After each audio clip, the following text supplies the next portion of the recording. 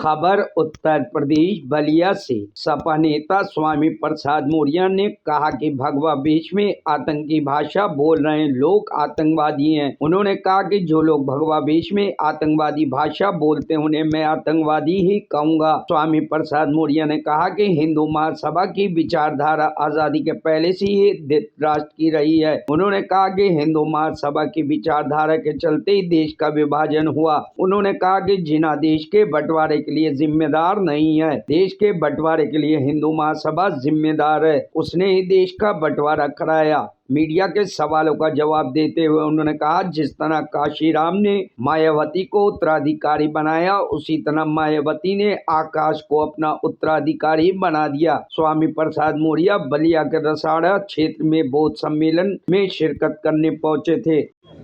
कुछ लोग हिंदू धर्म को मानते हैं, कुछ लोग सिख धर्म को मानते हैं, कुछ इस्लाम को मानते हैं। आखिर बार बार आप हिंदू धर्म को टारगेट क्यों करते हैं? मैंने किसी धर्म का नाम नहीं लिया, किसी वर्ग का विशेष नाम नहीं लिया। ये शब्द आपका है। अभी आपने कहा कि 97% लोगों के ऊपर राज करना चाहते हैं 3%।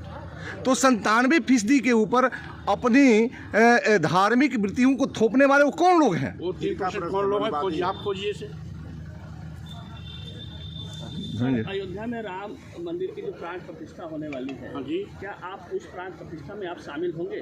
अयोध्या जाएंगे? वहाँ तो बुलाया जा रहा है, जो जिसको बुलाया जा रहा है जाएगा। आपको नहीं बुलाया है? आप आमंत्रण भिजवाइए, विचार करेंगे। ये विचार करेंगे या जाएंगे सर? ना, अभी जो आमंत्रण आया हम कैसे नहीं जाएंगे। सर, एक तरह जिस तरह से मायावती जी ने जिस तरह से एक बड़ा फैसला लिया है और अपने भतीजे को उत्तराधिकारी घोषित किया है, हाँ, तो जो सक्रिय राजनीति से मायावती अपने आप को दूरी बना रही है, इसको कैसे देखते हैं आप?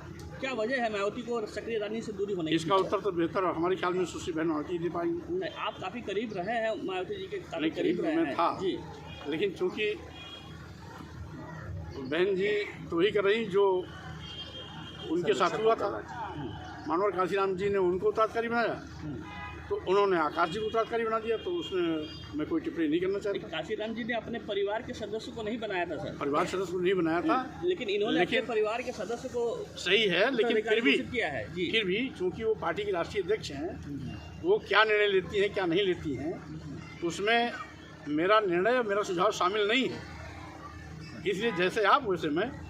बीजेपी और आरएसएस भारत को एक हिंदू राष्ट्र घोषित करने जा रही है, करने वाली है, और हिंदू राष्ट्र बनाने की बात कर रही है। इसको कैसे आप देख रहे हैं? देखिए, ये देश को बांटने का बीज बोया जा रहा है।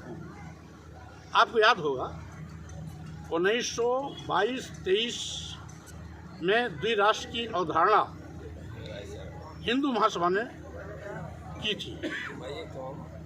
1939 में वीर सावरकर जी हिंदू महासभा के राष्ट्रीय अध्यक्ष हो गए।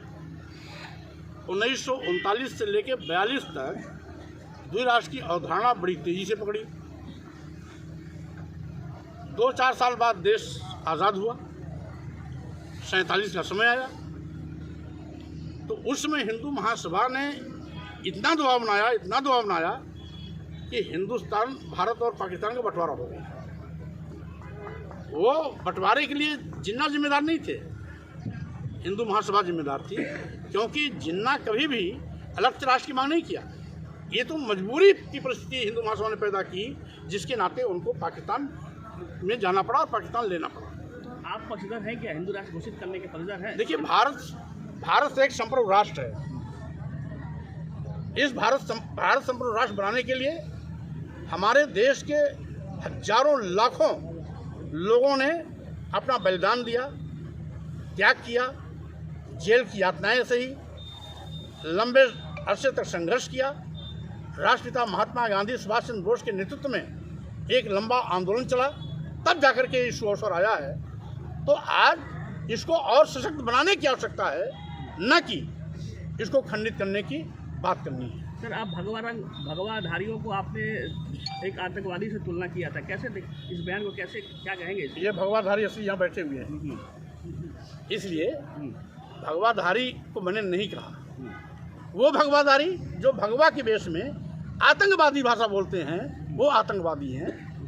भगवा रंग वाले तो हमारे यहाँ ही बैठे हुए हैं, हमारे भंते लोग भगवाधारी हैं। इसलिए भगवा का सम्मान है, लेकिन भगवा के वेश में जो आतंकवादी भाषा बोलते हैं, है कौन वो लोग? जो स्वामी वो लोग प्रसाद कौन है? मौर्य का सर कलम करने की बात करते हैं, तो वो लोग हैं जो कौन? स्वामी प्रसाद मौर्य को गोली मारने की बात करते हैं, जो स्वामी प्रसाद मौर्य का सर कलम करने के लिए तलवार खरीद के हवा में लहराते हैं, जो स्वामी प्रसाद मौर्य की जीभ काटने की बात करते हैं, जो स्वामी प्रसाद मौर्य का हाथ और कान नाक काटने की बात करते हैं, जो स्वामी प्रसाद मौर्य के लिए 51 करोड़ रुपए देने की घोषणा करते हैं, ऐसे आतंकवादियों को हमने आतंकवादी कहा था, आज भी कह रहा हूँ।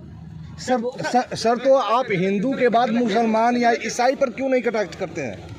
आपको ये नहीं मालूम होना चाहिए कि आपको मालूम होना चाहिए कि मैं भी हिंदू धर्म में ही पैदा हुआ, इसलिए अपने जिस घर में मुझको अपमानित किया जाएगा, मैं अपमान की पीड़ा को सार्वजनिक रूप से कहूँगा। अब आप अपने को क्या मानते हैं, हिंदू या कोई अन्य धर्म से? अभी मैं भारतीय हूँ, इसलिए आप बात हिंदू की नहीं है, हमारे यहाँ की तो संस्कृति है, हिंदू मुस्लिम सिख ईसाई सब हैं आपस में भाई भाई, हम तो सभी धर्मों का सम्मान करते हैं, लेकिन आप किस आज धर्म मैं से हैं? भारतीय हूँ। सर आपके सर एक आचार्य क्या है सर? धर्म क्या है? मानवता।